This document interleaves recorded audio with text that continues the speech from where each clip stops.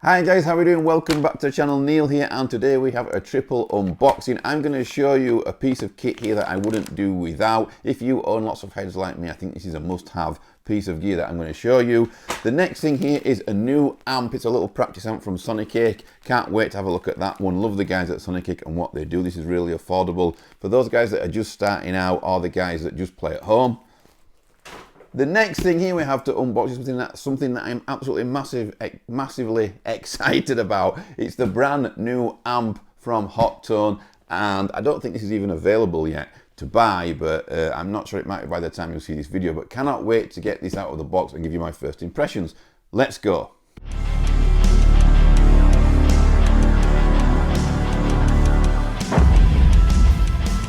Okay guys, so first of all, before we get on with the unboxing, I just want to get something off my chest a bit.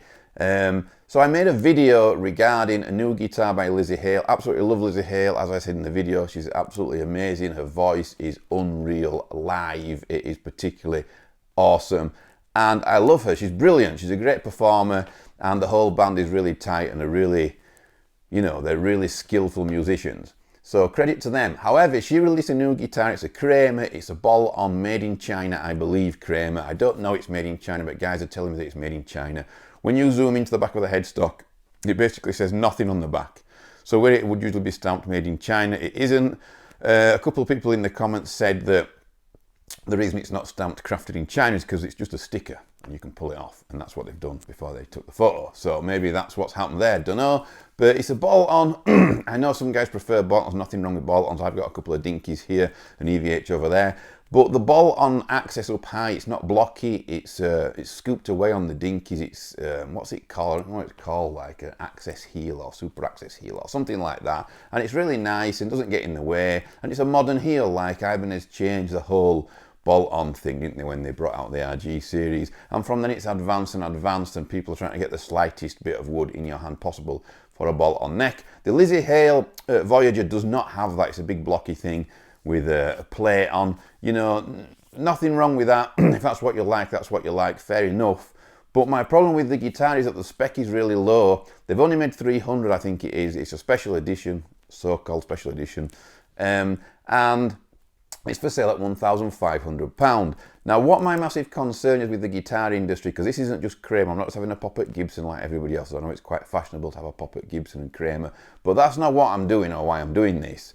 But what I'm saying is that, or what I'm worried about is that if we keep buying guitars with low spec, you know, for £1,000+, then all the brands out there that are giving us good high spec quality instruments for £1,000 or £1,500 are going to think, you know what, stuff it.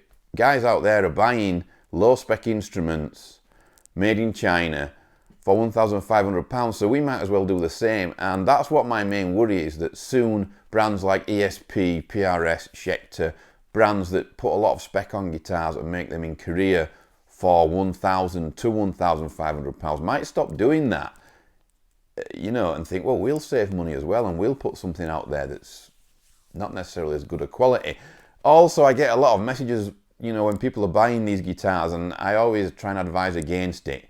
You know, for me, a low spec made in China guitar, it should be around the 500, maybe 800 mark if it's got a really elaborate finish on. Now, what a lot of brands are doing, including Jackson, they brought out some crackle finishes that are quite hard to do, quite complex finishes, and swirls as well. So they do them in China because China's the only place that can do them at an affordable price, basically. That's the only factory that can do it. So that's why they did that. And you're paying for the swirl and the crackle. And it's the same with Lzzy Hale's guitar. I assume that you're paying for that finish, you know, and China is the only place where it can really do that. So that's probably why they've done it. That's fair enough, but then the spec on the guitar has to match. So for instance, if you buy a Brandon Ellis Crackle, which I told you guys that it's a brilliant guitar, and I still stand by that, it's awesome. I don't have it anymore, I sold it on. Great guitar though, made in China, great crackle finish, played fantastic, balanced great, it just felt awesome, it sounded awesome. Floyd Rose 1000 Seymour Duncan pickup. It didn't have stainless steel frets, unfortunately. And I started getting into stainless steel frets, which is why I got rid of it. But the point is that that guitar is £1,000. You're paying there for a crackle finish. That's where your money's going. It's going on that finish. But they've still managed to put a Seymour Duncan in there a branded pickup, you know, and a Floyd 1000. The Lizzie Hale model is £500 more than that. It's a bolt-on, so it's not even as complicated. It's not, the build is not as complex, it's not as complicated. And on top of that, you know, the Lizzie Hale model has got a Floyd 1000, but it's just got a regular Kramer pickup. It's not got a Seymour Duncan. It might be an amazing pickup, I'm not saying it's not, but there's certain things you expect from a guitar at £1,500 that the competitors are putting on Schecter for one reason, you know, but I'm trying not to mention Schecter because I've had a lot of them on the channel and I obviously like them. I've got two behind me now. But the reason that I've kind of started using a lot of Schecter is because I know they're going to give me high spec for my money. And there's things that I look for when buying a guitar that I want on there, depending on how much I spend. So yeah, what my worry is if we put out a low spec guitar, for instance the Floyd 1000, yeah, I know it's a Floyd 1000, it might be a really good Floyd 1000, but the point is Floyd 1500s are on guitars at £1,500 or dollars. So to buy a guitar with a Floyd 1000 on, you're selling yourself short. You know, the frets are not stainless steel. You can get stainless steel frets for £1,500 on a guitar. You can get a neck-through design rather than a bolt-on. Nothing wrong with a bolt-on, but a neck-through is a more complex build and usually costs more. Gibson themselves, that own Kramer, pride themselves on putting out Les Paul tributes made in the USA, if they still are, or they were originally. They pride themselves on putting them out so people can afford them, but at the same time as doing that, they make a guitar that retails at £400 more that is made in China with poor parts, in my opinion. So yeah, it's not great. No stainless steel frets like other guitars. The tuners are just no-name tuners, you know, just as die-cast tuners. Like what you'd expect on a guitar below £1,000. You know, when you get above £1,000, you probably expect Grover tuners, something like that. It has got a tremor and a locking nut. You don't tend to get that, so we'll let them off with the tuners. But yeah, I don't know. For me, it's just I'm concerned that people are saying that this guitar, there's nothing wrong with it, it's a good deal and all that business. And it's not, you know. Look at the Loomis Kelly, for instance. Like, it's a pointy guitar, it's a Jackson. I don't really have much to do with Jackson guitars anymore, so don't be saying, you know, I'm biased and all that business, because I'm not. I don't have much to do with them. They don't even answer my emails anymore. I don't know why. But if you look at the Jeff Loomis, it's made in Korea, not China. You know, it's got a binding on, it's got a top. It's quite a complex build. It's neck through. It's got a Seymour Duncan, the Loomis pickups in, obviously. It's got a hip shot bridge in, which is a really expensive bridge. So I'm just concerned that we're going to start buying Chinese guitars at £1,500 that are not even high spec. And it's going to become a thing. And if we're not careful, we're going to lose guitars that are getting churned out by other brands for £1,500 that are really, really good quality, high spec guitars for the money. So that's my worry. Anyhow, moving on, I'm going to turn this heater on down here, off, sorry, because I didn't realise it was on, and sometimes it distorts the picture in the lights. So first of all, I'm going to open this little thing here. This is my second order from Amazon from the same store. I'll put a link in the description if I can find out where I got it from. It's basically a very, very long, extremely long speaker lead. So what I found in here was, guys, when I was demoing a head or playing through a head, if I wanted to play a head that was at the bottom of the pile, it's really hard to reach and to get to. And say if I'm using the Engel cab over here and I want to use the EVH through it, the speaker lead wouldn't reach. It was miles off because the EVH is right over there in the corner where the light is. So it was a bit of a nightmare. So I thought, what can I do here? I need a really long speaker lead into every cab. So I can just move that lead around from head to head. So what I actually do is I leave every cab with a speaker lead, at least I will once I get this one. And I just move that lead around from which head I want to use with which cab. It's far easier than moving heads around and breaking my back, which is absolutely ruined today and at the moment, by the way. So this lead here is a Daddario lead, and it's I've got one already. Obviously I've got 3 cabs, but I think I'm gonna have to lose one of the cabs because I don't use 3, I'm gonna use 2 cabs. But it's a great lead. It's super, super long, 10-foot speaker lead by Daddario, and I've never had any issue with it. I've been using it ever since I came in this room. I decided about 2 weeks in when I got this kind of studio room, whatever you want to call it, I decided that I needed to sort this out. And this was the first one that came up, the first speaker lead at 10 foot that came up, which is plenty long enough. And I just thought, you know what, I'm going to get another one so I can use the Engel cab, because I use the Engel cab and the Hesu cab the most. I don't use the Zilla that much in the corner. Maybe that's why it's in the corner, I don't know. But yeah, so yeah, if you like lots of amps, lots of heads, I would highly recommend getting one of these leads, because scrambling around behind the back there, bending over and crouching, trying to get stuff plugged in, is a nightmare in itself on its own. But when you're moving heads around and things like that, it gets even harder. Right, the next unboxing that I want to do is this little amp here. This should be an amp, a new practice amp from the guys at Sonicake, my friends at Sonicake. If you want to buy anything Sonicake, there's a link down there in the description. It's an affiliate link, and every time you use it, it will help support the channel. Phew, I have to get that out of the way. Please use the link. We haven't used that link for a while, you know. I usually get an email every time someone uses it, and you haven't used it for 2 months, guys. Not that it makes me millions of pounds anyway, but you still haven't used it. So, you don't have to use it if you don't want to. This is a new practice combo little amp, small tiny amp from Sonicake. I hope there is going to come a time where these boxes come through the post and I don't actually know what they are, and I'm going to sit down to unbox what I think something for guitar, and one day I'm going to unbox it and it's going to be something like a toaster or a kettle. By the way, while we talk about toasters, this amp is actually called the Sonicake Toast, I believe. And that's because of the shape and the size of the amp. Obviously it's tiny and it does kind of resemble a toaster. It is Sonicake, so I can tell by the cardboard box. So yeah, I think it's called amp. Jesus. Whew. That was tight. Right, so yeah, it's the Sonicake amp Toast. And they come in colours, all different colours, kind of similar to the interface that I was using. I don't know if you saw that. It says here, Bluetooth guitar speaker. So that's interesting. We will see stereo BT mini guitar amplifier. So it's a stereo Bluetooth guitar amplifier.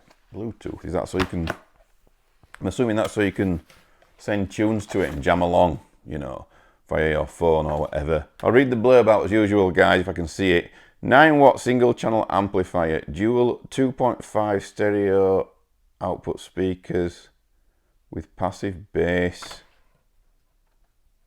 diaphragms equipped, Bluetooth audio and auxiliary in, can connect with external audio devices, runs a 9-volt power adapter, USB power or 6 AA size batteries, headphone jack, classic amplifier models, 2 cleans, 2 overdrives, 2 high gains. So that's nice. It gives you, that's quite a lot of options there.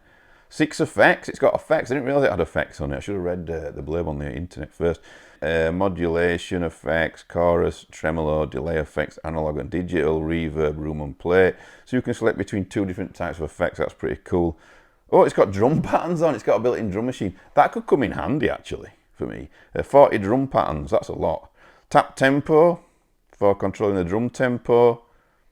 Dedicated tone and gain controls. Now, with little amps like this, what I find is that a lot of whether it sounds any good or not, the speakers are so responsible for whether the actual tiny little amp sounds any good or not. So here it is. It's a little bright Ferrari yellow amp, I guess, that you can put batteries in. Like I said, headphone socket on the back. So you've got power in here. So you've got power in here, headphone socket, auxiliary in, and a USB there if you want to plug it in via USB to get it going. Quite complicated design on the top there. I didn't realize there was all this going on, this little amp. It's pretty cool, is that. You can stick batteries in there, obviously kind of like an 80s ghetto blaster, I guess, but you know, they're trying to cater for every situation. So along the top here we have modulation, delay, reverb, you've got your master volume, you've got your tone, you've got your gain, you have your drums and your volume, you've got your tap tempo next to it, and then you have the control on the left that goes through, I guess, what will be all the different amp settings, which is really cool. That's a pretty cool, as usual, Sonicake cram as much stuff into the littlest space as possible and make whatever it is they produce, it's always does loads of stuff, no matter how big it is, which I think is really cool. And that's why I like Sonicake. This retails, guys, by the way, at £99, so it's pretty cheap.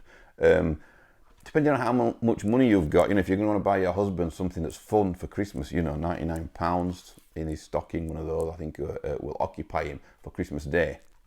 Surely it will keep him occupied for a while. So yeah, you got your adapter in there, but we won't go into that. Okay guys, so down here now I have the Ampero Pulze, and I just want to say before I unbox and show you guys the Ampero Pulze, give you my first impressions on it, that I use this little gem all the time. This is the Ampero Mini, and on a night I put headphones into this thing, and if I'm in a rush and I just want a quick tone, a really cool tone, I'll unplug my monitors from my interface and go straight into the output of the Ampero Mini, and I'll just jam along. You know, I do that quite a lot actually when I'm waiting for videos to upload. You know, if I just want a quick go-to tone, there's plenty of awesome tones in here. I usually find myself messing with this thing and dialing in new tones rather than actually practicing or, you know, riffing out, which is what I originally would be plugging this thing in for. So I use this at home all the time. It's pretty cool. Obviously you can use this live. The tone's in there. I'd be totally confident using this thing live. It might only be small, but it sounds amazing.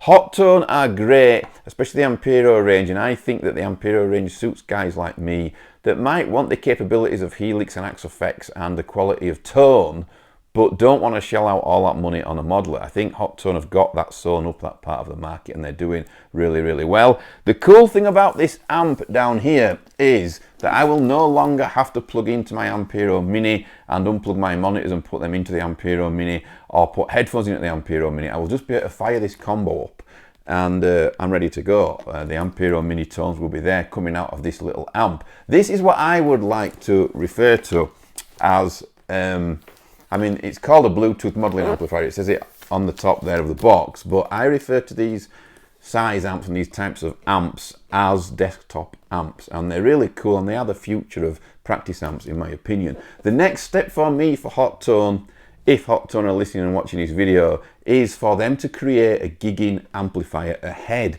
that we can take to gigs, put on a cab and use that way, you know, also with obviously the DI capabilities and the IR capabilities of the Ampero as well, so we can go into the desk at the same time as powering a cab behind.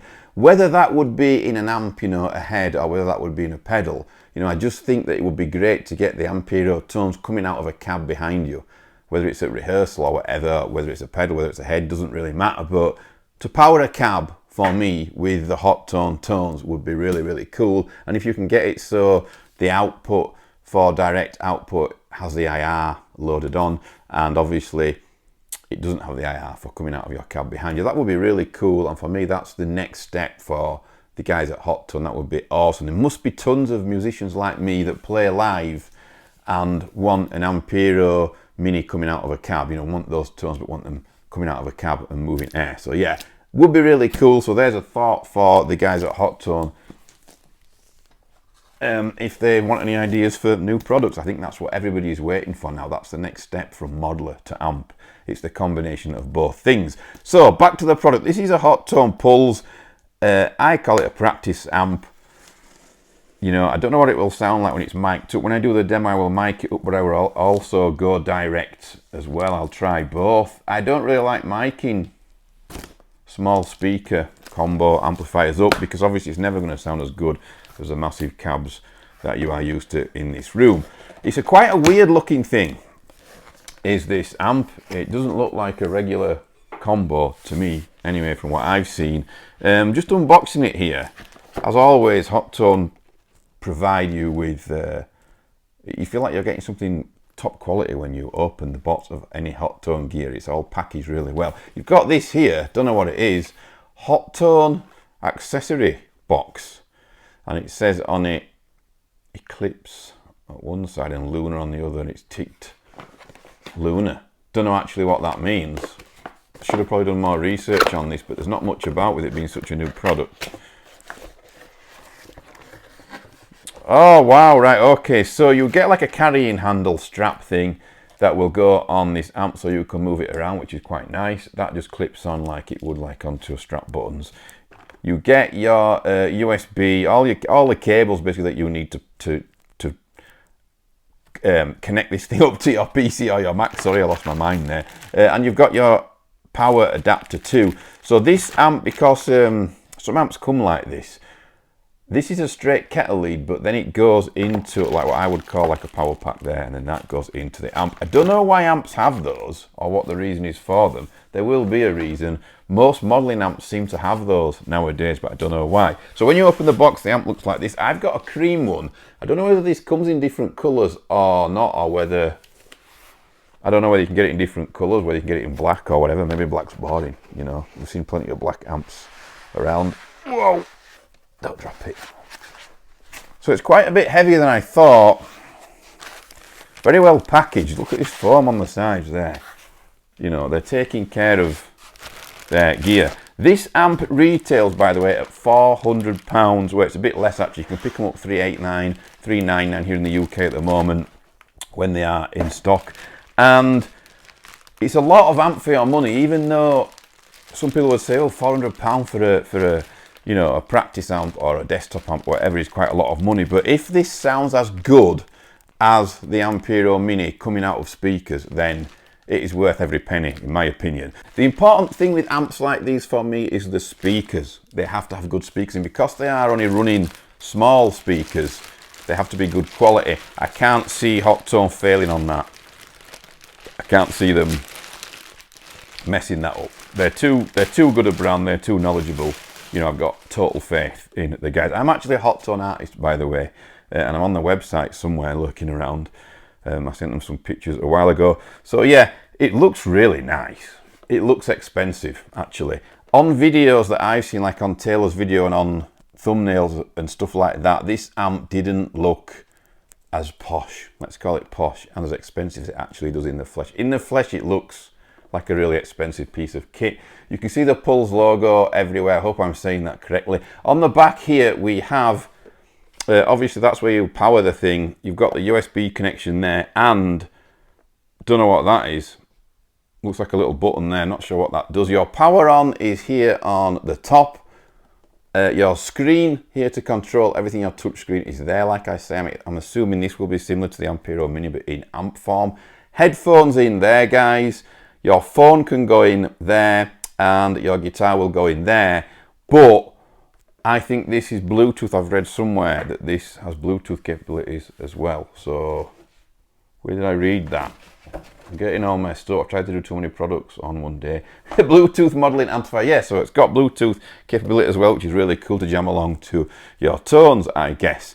I'm assuming that this is the volume, so it's pretty basic on the front, but all the controls and everything you dial in will happen there on the top, on the touch screen. I'm hoping that there will be a tone cloud so we can upload all our tones and share them. I need to get on with that and start doing that with the Ampero Mini as well. So guys, let me know in the comments what you think about these new products. This feels really expensive, it really does. I'm quite impressed with the way it's with the presentation and everything. Let me know what you think about the products you've seen today. Let me know what you think about the Chinese guitar thing, where they're getting really expensive and they're basically not putting specs on them either. For me, if you're going to make a guitar in China, it has to be good quality, which some of them are, but it also has to have higher spec on as well, because money's being saved somewhere. You know, you've only got to look at this, products like this, products like Sonicake that they're knocking out, products that sound really good and are high quality. You know, you expect that from guitars as well. Why should guitars be any different? That's my opinion on that. Anyway, so yeah, let me know what you think about the things we've discussed in today's video. Do not forget to subscribe and give me a thumbs up. I will probably be one of the first people to demo this amplifier for you guys. So it's worth tuning in for and watching if it is as good as the Ampero Mini. Thank you very much for watching, guys, and I'll see you all soon.